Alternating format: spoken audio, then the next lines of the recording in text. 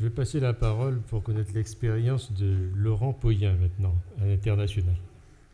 Merci, vous m'entendez? Oui. Merci donc de me passer la parole. Je vais tâcher d'être aussi brillant que mes camarades auparavant. Vous allez nous raconter une belle histoire aussi. Oui, je vais essayer de vous raconter une belle histoire parce que il y a eu beaucoup de choses qui ont déjà été dites et pour me remotiver, je vais dire qu'on garde le meilleur pour la fin, ça me motive personnellement. Alors moi, je vais vous parler plutôt d'un environnement, je vais vous faire voyager mais moins loin. Pour faire le lien avec ce que vient de dire Karine, je vais plutôt vous faire voyager là où nos paquebots qui ne passent pas en Martinique s'arrêtent, c'est-à-dire dans nos îles voisines. Je vais vous parler de mon expérience d'implantation dans les îles anglaises. Donc nous sommes entourés en Martinique comme en Guadeloupe d'une pléthore d'îles anglaises avec certaines caractéristiques qui parfois peuvent rebuter nous, les chefs d'entreprise, les entrepreneurs. D'abord, on a d'abord un PIB qui est évidemment bien moindre que celui qu'on connaît chez nous. Je vous rappelle que les îles françaises sont parmi les plus riches de la Caraïbe, si ce n'est les plus riches si on exclut les paradis fiscaux qui sont évidemment d'une richesse toute relative. Surtout en ce moment, ils sont un petit peu dans le collimateur. On a évidemment un problème de langue, et ça c'est important, ça a été souligné dans les états généraux. Il faut vraiment qu'on arrive à résoudre ce problème chez nos jeunes. Il faut que nos jeunes parlent anglais au moins, voire espagnol si possible, l'anglais étant le passeport indispensable pour évidemment entreprendre toute démarche à l'export. Il est relativement facile d'apprendre l'anglais. L'anglais n'est pas une langue difficile, en tous les cas elle est moins difficile que le français ou que l'espagnol.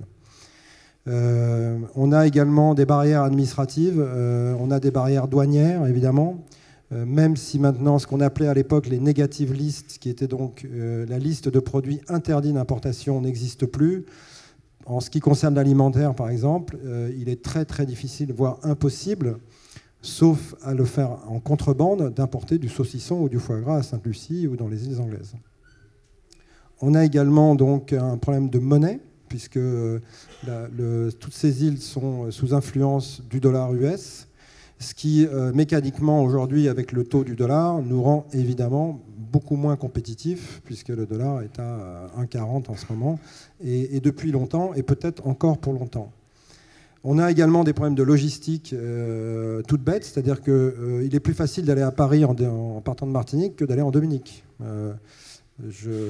On passe moins d'heures à aller à Paris qu'en Dominique. Pourtant, la Dominique, de chez moi, je peux la voir. Mais Paris, ce n'est pas le cas. Mais c'est quand même des problèmes qu'il faut prendre en compte, notamment au niveau du transport de marchandises, puisque là, dès l'instant où on fait de l'import-export, s'il y a du transfert de marchandises, ça pose évidemment un problème. On se heurte aussi à une mentalité qui est franchement différente, avec donc des gens qui ont une mentalité anglo-saxonne, avec des plus et des moins. On n'a pas la même mentalité, donc il faut évidemment prendre en compte cette mentalité, comme l'ont dit nos serial entrepreneurs avant moi. C'est très important. Ce sont également des marchés étroits, petits par leur taille, donc pas facile d'accès du coup, parce qu'on est obligé, quand on fait le ratio de l'énergie et du flux financier qu'il faut y mettre, comparativement à ce qu'on pourrait en attendre à terme, eh bien, ce n'est pas ni le Japon, ce n'est pas la Tunisie ou l'Algérie, évidemment. Et donc ça, il faut le prendre en compte. Il y a également un problème sur le système bancaire, qui est, on va dire, que je qualifie d'archaïque parfois.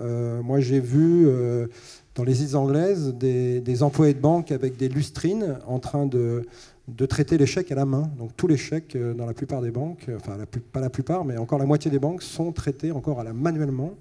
Et quand vous faites un chèque de société ou personnel, on vous le renvoie après à votre bureau pour que vous le classiez gentiment. Donc ça fait beaucoup de papier et évidemment beaucoup de travail. Donc une lenteur du système bancaire, même si le système bancaire est beaucoup plus facile d'approche, prête finalement beaucoup plus facilement qu'on ne le croit, en tout cas que ce qu'on peut l'imaginer par rapport aux Antilles françaises, mais il est aussi beaucoup plus cher. Les taux d'intérêt sont quasi du double. Maintenant, ça c'est un peu, je dirais, les points négatifs.